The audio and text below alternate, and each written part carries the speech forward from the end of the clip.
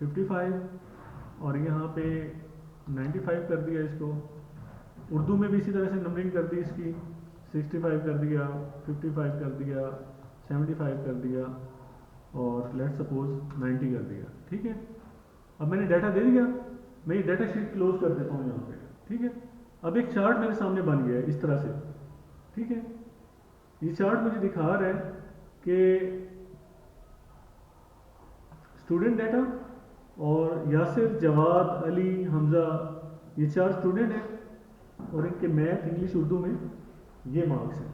ठीक है, अब चार्ट हम इसलिए यूज़ करते हैं कि इसमें हम ट्रेंड देख सकते हैं, हम इजीली फाइंड कर सकते हैं कि इंफॉर्मेशन हमारे सामने जो आ रही है उसको, उसका पैटर्न समझ सकते हैं। ठीक है, फॉर एग्जांपल अब हमने अगर देखना हो कि इंग्लिश का कलर ऑरेंज है, ठीक है, उसने नीचे बताया है, तो इंग्लिश में हाईएस्ट किसके हैं मार्क्स? हमजा। हमजा के सबसे ज़्यादा आ रहे हैं, नज़र आ रहे हैं ना, जैसे डाटा सामने आया पता चलता है कि हमजा के मार्क्स सबसे ज़्यादा हैं। ठीक है, इसी तरह से जवाद, यासिर, बाकी स्टूडेंट्स भी हैं। अब अगर मैं कहता हूँ मैथ में कलर ब्लू है मैथ का, तो सबसे ज़्यादा किसके हैं मैथ में? यासिर के सबसे ज़्यादा है। ठीक है, तो इस तरह से हम कोई भी डाटा उसका चार्ट क्रिएट कर सकते हैं, जैसे ये चार्ट क्रिएट हुआ है। ठीक है, अब इसके बाद नेक्स्ट आता है कि हम इसको, ये देखिए यहाँ पे जब मैंने क्लिक किया ना इसको यहाँ पे, तो इसने मुझे यहाँ पे ऑप्शन दिया है चार्ट स्टाइल का। ठीक है, चार्ट स्टाइल पे मैं क्लिक करता हूँ, यहाँ पे अब मैं इसको कोई और डिफरेंट स्टाइल भी दे सकता हूँ। ये देख रहे हैं, ये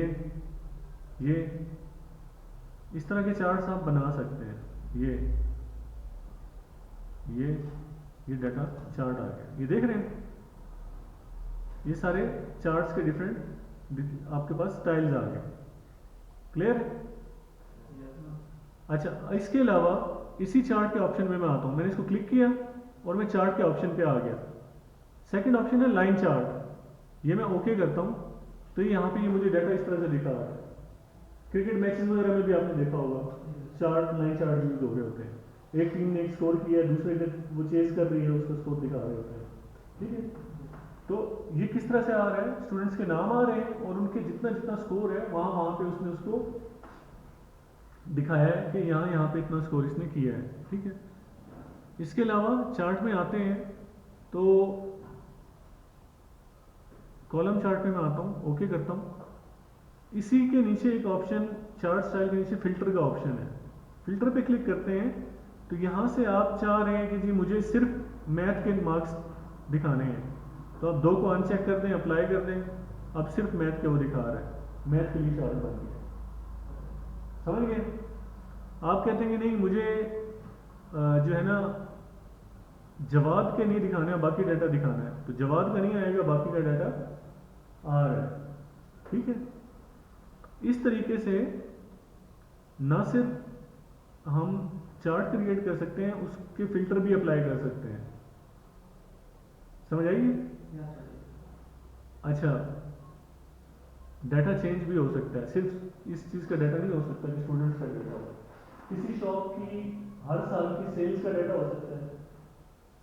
ठीक है, हर महीने की सेल का डाटा हो सकता है। ठीक है, वहाँ पे आप जनवरी से दिसंबर तक मंथ लिख देंगे और ऊपर उनकी सेल्स लिख देंगे, जितनी हर महीने की सेल है वो वहाँ पे एंटर कर देंगे, तो उसके लिए चार्ट बन जाएगा। अगर आप कहते हैं कि एक स्कूल के एडमिशन्स का रिकॉर्ड बनाना है कि 2021 में उनके कितने थे, 22 में कितने थे, 23 में कितने, 24 में कितने, तो उसके लिए अलग से चार्ट बन सकता है जिसमें वो डाटा शो हो सकता है। किसी हॉस्पिटल के पेशेंट्स का रिकॉर्ड हो सकता है। ठीक है, तो इस तरह से कोई भी